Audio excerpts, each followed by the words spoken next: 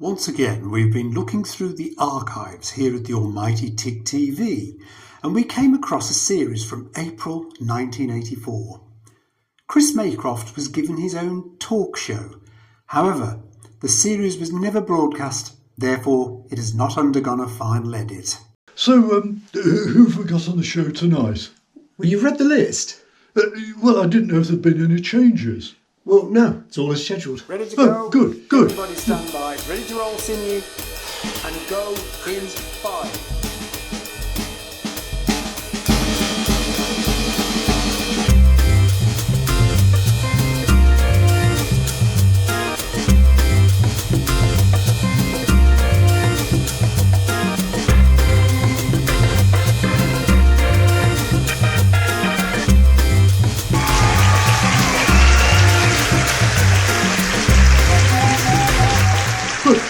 Hi there everyone, and welcome to another edition of Maycroft with me, Chris Maycroft.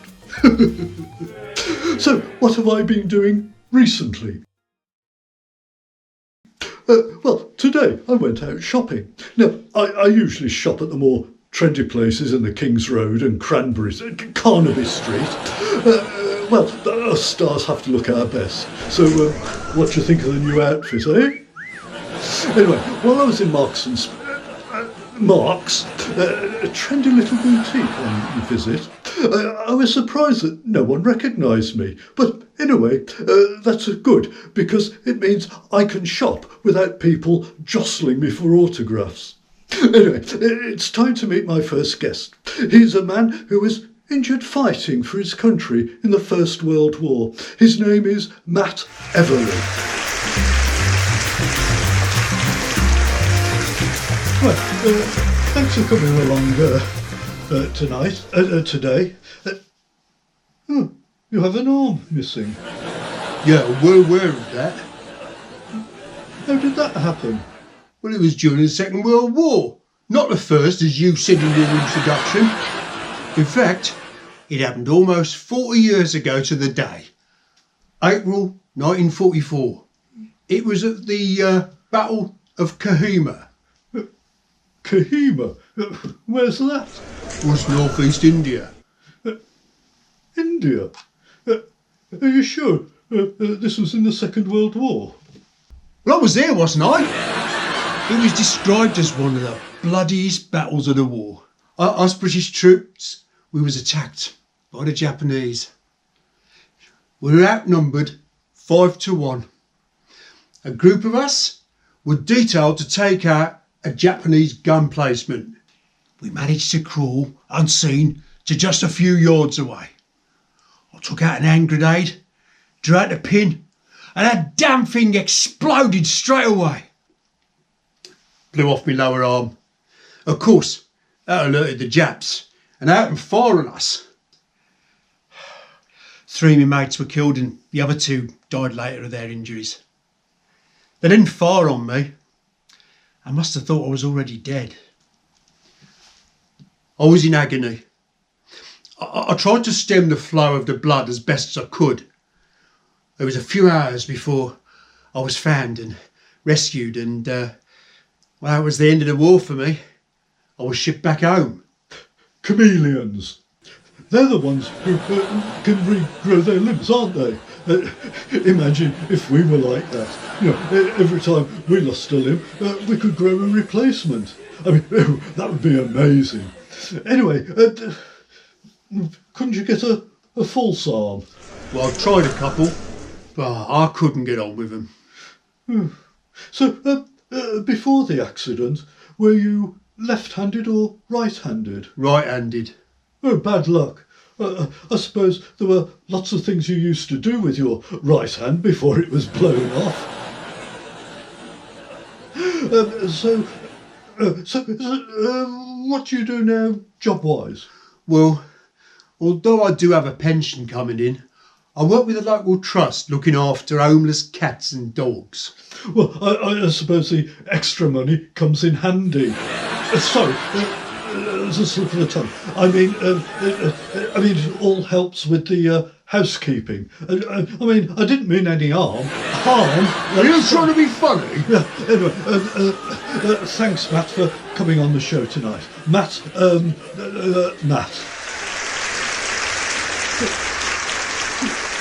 He threatened to punch me.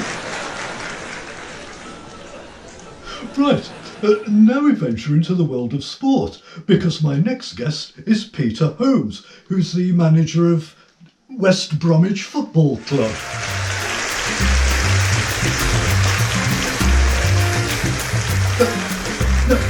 I must admit, I'm not a football fan, but what is it like being a top-class football manager? I mean, how are West Bromwich doing this season? Top class? Oh, I think there may have been some sort of mistake. Do you think I'm the manager of West Bromwich Albion? I'm the manager of West Bromwich Town. We play in the West Midlands League. What? Oh, well, how are West Bromwich Town doing this season? Well, we're mid-table in the league, but we have the cup final to look forward to, like, next week. The lads are really excited about that. Yeah, the cup final. What? At Wembley? Who are you playing? No, Chris, no. Not the FA Cup final. The West Midlands Cup final. We're taking on Quarry Bonk. Oh, but Quarry Bonk United. Are they any good? They're in the same division as us. They've some handy players, but I think the lads we've got at the club are good enough to beat them. I mean, we drew 2-2 with them in the league last month, although I thought we created enough chances to win the game. Right. Do you drive a car? What sort is it? No. So who are the best team in the country at the moment? Well, Liverpool are looking strong again.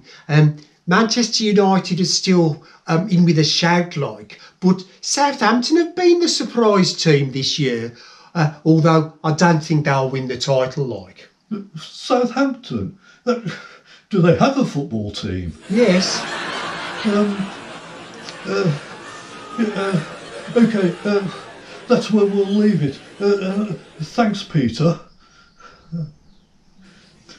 Right,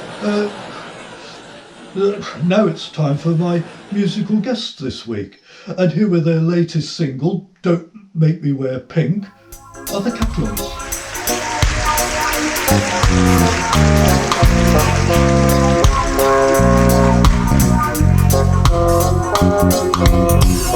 Please don't make me wear pink. You know what people will think, and they'll be wrong. Yes, they'll be wrong. Oh, ever so wrong.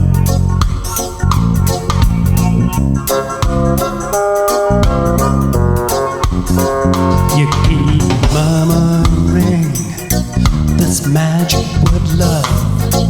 Perhaps you heard it on the radio. Well, I don't know. You tell me not to sit on the fence, but whenever I do so, how come I get splinters in my thumb?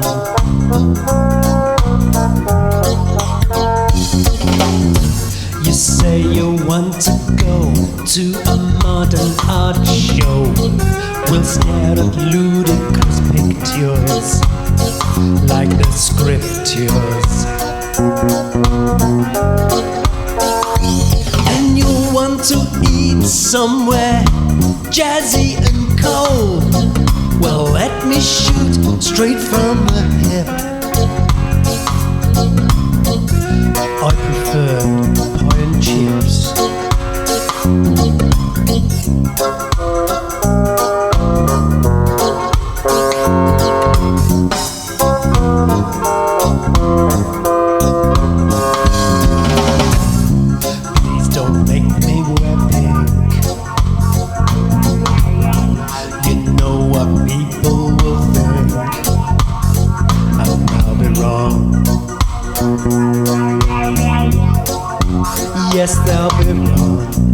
Oh, ever so. My final guest is a politician. Please welcome Colin Hobson.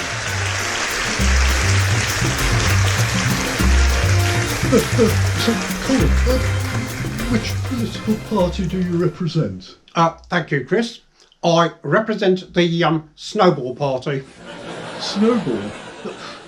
I've never heard of them. Has anyone ever heard of them? We are a relatively new party. We did have 5 candidates at last year's general election, but we were not successful. Well, how many votes did you receive? It's not the number of votes that count. It is the number of people who voted for us. At the next election, we hope to have at least 20 candidates representing us on the ballot paper. But you're not going to form a government with 20 people, even if they all get elected. Big trees from small acorns grow. We are called the Snowball Party because we hope to gather and grow as we roll along. Now, many people think that all politicians are thieves, fraudsters, charlatans, liars. What do you say to those people? In the past, there have been some members of Parliament who have abused their position. But most politicians are good, honest, hard-working people, especially so in the Snowball Party. So, what are your policies? That is a very good question, and one that I am glad you asked me. Our policies include, and are not restricted to, making sure that only a British beer is sold in public houses. Foreign lagers will be banned. What? But I drink Castlemaine 4X. Also, all road vehicles will be limited to 20 miles per hour and fitted with cow catchers on the front. Why?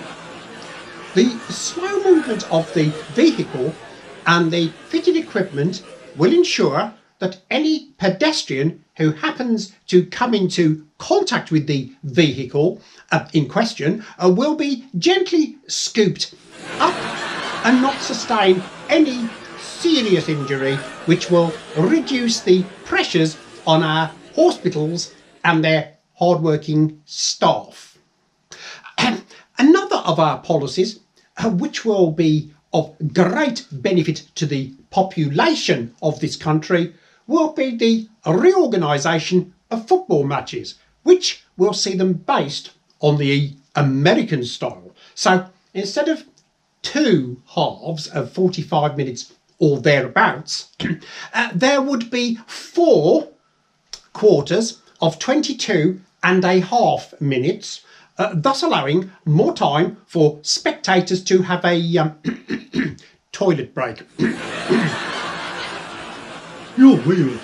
Well, that seems all we have time for this evening. I mean this time. We'll see you again soon. Okay, bye. Bye. Okay, call it a wrap. Well, apart from that weirdo politician, and that bloke with no arm, I thought it went quite well. Oh, and there was that balls up over the football manager. I mean, who was responsible for booking him? Well, you told us that you'd heard that the manager of West Bromwich Town would make a really good guess. Listen, I know nothing about football. Surely one of you lot could have checked it out.